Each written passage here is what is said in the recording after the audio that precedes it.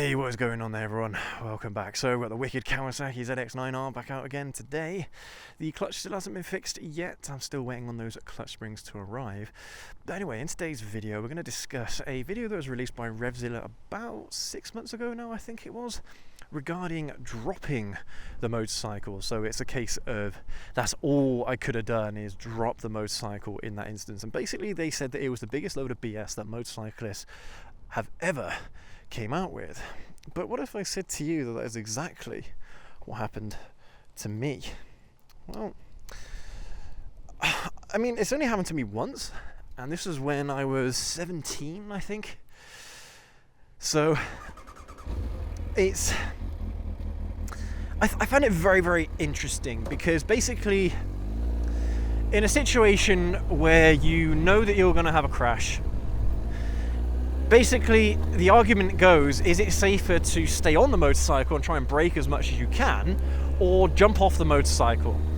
And in a recent video, someone actually commented about a certain section in the video asking me what I would have done in that situation where there was no escape path. Because as a motorcyclist, that's what you should always be looking out for, or that's what you should always have, is an escape path. So in any given situation, you are still able to evade. Rather than having to slam your brakes on, you are still able to evade whatever is coming towards you or whatever you are going towards.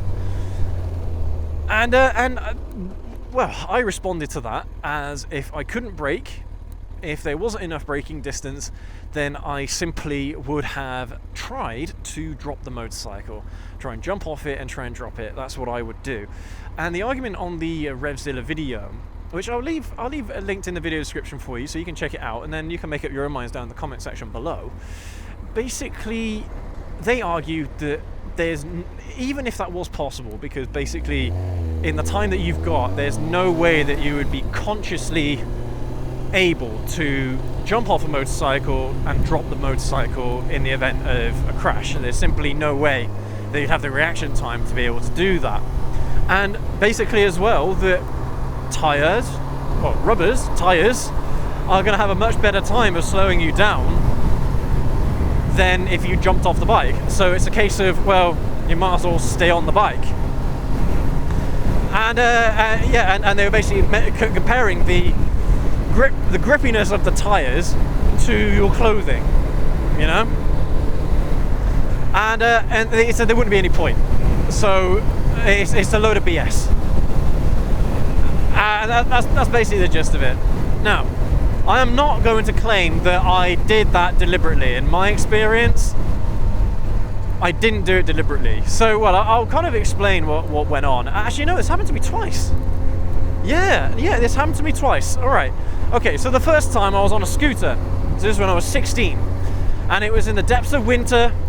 It was very, very cold. And basically, I was a moron and I wasn't looking. In front of me, I got distracted for a split second, and as most of you probably know, on a motorcycle, getting distracted, you're only gonna have room for one distraction in your life on a motorcycle. But basically, I got distracted. I slammed on the brakes. So I slammed on the front brakes and I slammed on the rear brake. And this was before I knew about progressive braking or anything like that. Slammed them on, and the bike dropped on the ground. But I will tell you right now that if I didn't do that, I would have crashed. 100% I would have crashed. Because it was a scooter, it was restricted to 30 mile an hour. So I couldn't be going any faster than 30 mile an hour. But basically it was probably about, the distance was about here. Like this, all right? There was no chance in hell that I would have been able to stop in time. No way. And so what happened actually ended up working out quite well, because I ended up stopping. The motorcycle, yes, it skidded along the ground a little bit, but me, I actually, as soon as I hit the ground, I didn't move. I had stopped entirely. Now that was my first experience. The second experience, I think I've mentioned this before, but what happened was I was on my 125cc motorcycle, so it's my first ever motorcycle with gears and everything like that, a proper motorcycle. And basically, so someone was trying to turn in from the opposite side of the road. So see, there's traffic coming towards me here, where they were trying to turn in this way. And I was on approach. They tried turning in. They clearly didn't have enough time to turn in, and they ended up stopping basically just over the halfway line. So you see these marks on the ground indicating the middle of the road. Their front tire was over those lines. And at that point, I thought they were committed. So I was like, I have got no room here to stop the bike. I've got to do something. So again, before I knew about progressive braking, I slammed on my brakes. And guess what? The exact same thing happened. The motorcycle ended up skidding along the ground a little bit, but it stopped well before this car. And I stopped behind it. Doesn't make any sense, right? Why would the motorcycle slow down faster if it's on its side, and why would I slow down faster if I'm on my arse? You know what I mean? It doesn't make any sense. Could you think that, yeah, the friction of rubber on the ground, you'd think would be more than enough, or more than clothes, or more than you, or more than other parts of the motorcycle.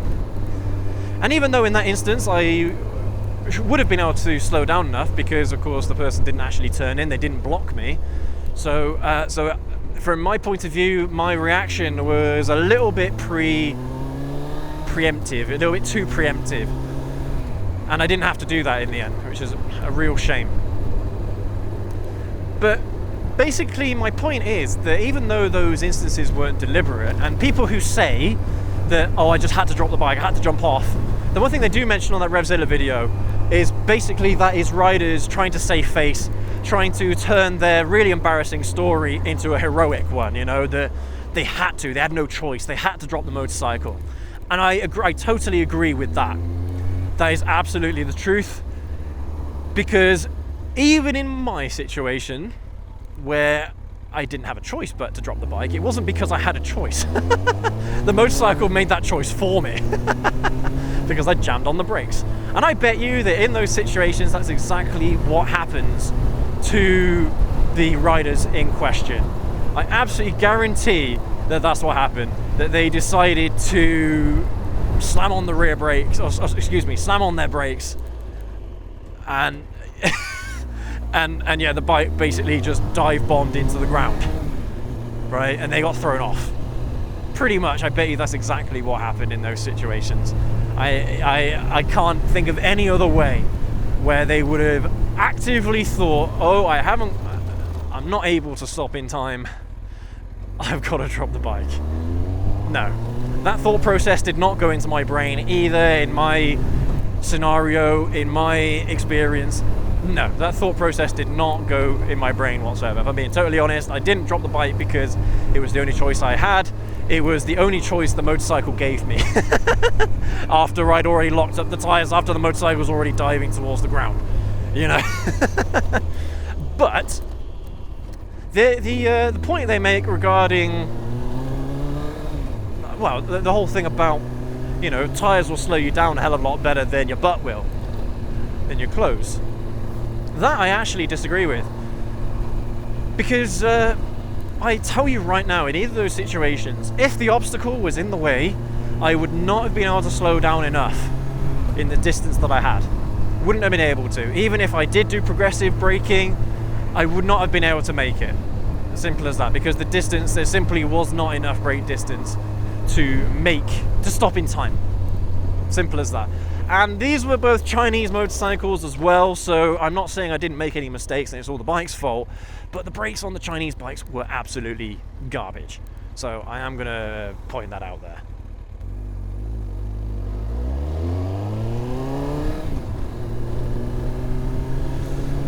So anyway,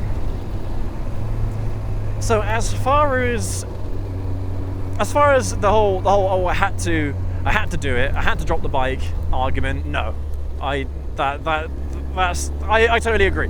With the RevZilla video, that's exactly not how it goes. You are not given the choice. The motorcycle makes the choice for you in that situation where the bike is already going to the ground. But when it comes to slowing yourself down, now I'm not a scientist or anything like that, but as I'm trying to think logically about it, what I think happens, I think the reason why the motorcycles are able to slow down more when they're on their side or when you are on your side or when you're on your butt, now this of course depends on how fast you're going, I imagine, but I think it's literally because you have more surface area. So the more surface area you have, the more points of friction you have, and therefore the more points of contact you have, and the more you slow yourself down. I mean, that's why whenever you see motorcycle racing as well, whenever the rider ends up coming off the motorcycle, the bike goes flying out in front of them, but you'll always see the rider behind the motorcycle. So they fall off, they're behind the motorcycle. So they try going through a turn, for example, they try going into a bend, and the bend basically, they go either too fast into the bend or they go too slow into the bend, they end up dropping the motorcycle. They are always slowing down a lot quicker than the bike is. At least that's from what I've seen anyway, right? That might not be the case in every scenario in motorcycle racing, but that's the only explanation that I've got as to why I was able to slow my own body down off the motorcycle in those emergency situations than the motorcycle was able to slow down itself. Bloody hell, what are you doing, mate? Concentrate. Oh, you twat. Yeah, thanks, dickhead. Don't you just hate that when you know you've got a limited amount of time to get through an intersection, to get through a crossroads, and the person in front of you is distracted, and so they don't move off when the light turns green. They've got about 2 or 3 car lengths in front of them before they actually start moving off. And then guess what? You end up getting caught at the red light. It's exactly what happened then, man. Oh, God. Absolute nightmare. I hate it when people, whenever you're driving your car, riding your bike, whatever the hell you're doing, you concentrate on what's happening in front of you, for God's sake. It's easy! It's just as easy to get distracted, I suppose, as well, but that's not my point. Point is, you're not allowed to get distracted. Anyway, so that's kind of like my 2 cents on that particular video, because after I watched it, my initial thought was, that's happened to me. And I actually found that I was able to stop quicker with me off the bike. So I thought it'd be worth shooting this video, not necessarily because I wanted to go against what they had said, it's because I wanted to share my own experience. And if you do hear that argument that I had to drop the bike, then no, they're talking rubbish. Either they didn't have enough room to stop in time, so the brakes end up locking up, or they didn't know how to brake properly, like in my situations. But even then, I still do not think that I had the room to brake in time. But dropping the bikes, I got away with it. I had a sore bum afterwards, of course, but I was able to walk away from it. And I mean, I don't know if I mentioned how fast I was probably going on the 125, but I was probably doing over 30 mile an hour. I mean, I didn't ride that bike slow, let's just say that. I probably should have been riding it slower, but no, I was probably doing between 30 and 40 mile an hour, I imagine. Because that road is a 30 mile an hour road. But yeah, that's what I think, alright? Like I mentioned earlier, I'm not a scientist or anything like that, but in that situation, I don't know if this is true or not, but you will probably not have the time to consciously decide to drop a motorcycle if in the event that you got to try and slow yourself down quicker. Because that's the thing as well, if you're upright and you crash into something, the bike isn't just going to crash, it's going to buck you forward, it's going to throw you forward, so you're probably going to go over the handlebars into the obstacle. So if you are able to turn the bike sideways or something like that, and if you are able to lay it on the ground, then you will probably find yourself in a bit of a better state than if you were to stay upright on your bike. But again, whether or not you'd have the reaction time to do that, I really couldn't tell you.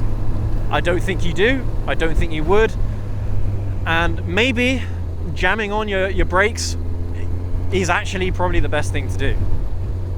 Just bang, jam on the brakes. Don't worry about progressive braking or anything like that, because the bike is probably going to dive out from underneath you. And if that happens, then well, you're going to be able to slow yourself down a lot more. You know what I mean? You could make that argument. You could. I'm not saying it's the right thing to do or the best thing to do, but you certainly could do that in that situation. And that's not the advice that I'm giving you, all right? The advice that I'm giving you for this is always make sure you have an escape path. Always make sure that you're constantly vigilant. If you see that there might be a potential situation where there is no escape path, like in that intersection kind of comment that was asked in a previous video, if there is no escape path and you recognize there is no escape path, then the best advice that I can give you is to slow down on approach. So then if you do have to do an emergency brake, you've already slowed yourself down a good 10 mile an hour.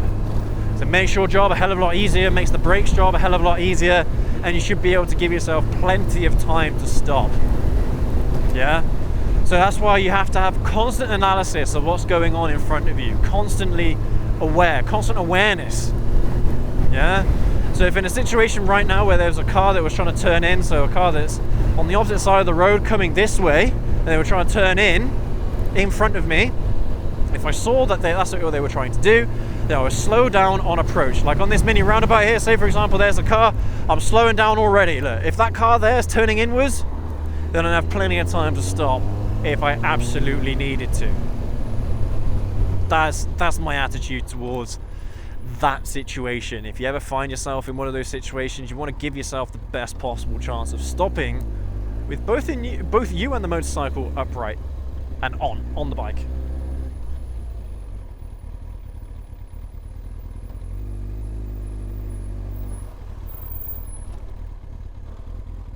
Man, these brakes, I've got to sort them out.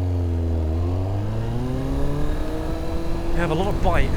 They don't bite, don't bite, then they have a lot of bite all at once. Hate it. Not very good at all.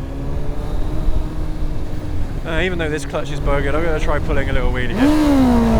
I think I'm probably going too fast, because if I'm going slower, it's actually a little bit easier. Okay, little baby one there, Alright guys and gals, anyway, I absolutely love RevZilla, the RevZilla channel. They do amazing content, so definitely go and check them out if you haven't done so already. Definitely subscribe to our channel as well if you like the stuff that we produce. One day, hopefully, I can be on that same caliber as RevZilla. Fingers crossed. I really hope one day we can make that happen, but that's all down to you guys, so make sure to leave that like, leave that subscribe, or hit that subscribe button, leave that comment, and let me know what you think about this whole laying the bike down situation. I had to lay the bike down situation. Let me know what you think down in the comment section below, and if you've had similar experiences to me that I've described in today's video. I'd love to know your thoughts on this, because again, it's something that no one ever teaches you. It's something that you always discover yourself in those situations, your own reaction times, how you react in those emergency extreme scenarios. No one's going to know how you're going to react other than you. And yet they don't teach it. They don't teach that stuff. So, lost grip. Come on, let's try one more. Come on. You know, this clutch is still working a little bit, so I might as well make the most of it. Here we go. 3, 2, 1. Oh, come on. Come on, let's get a good one before the end of the video. Come on. Oh, it came up a little bit. Oh, didn't have the room. Okay, so this GoPro has just died, guys and gals, so I'm gonna have to leave the video here. But yeah, thanks again ever so much for watching. Thank you again for joining me all the way to the end of today's video. Leave a like, hit subscribe as I've already mentioned, and we will catch you all in the next video. Have a good one.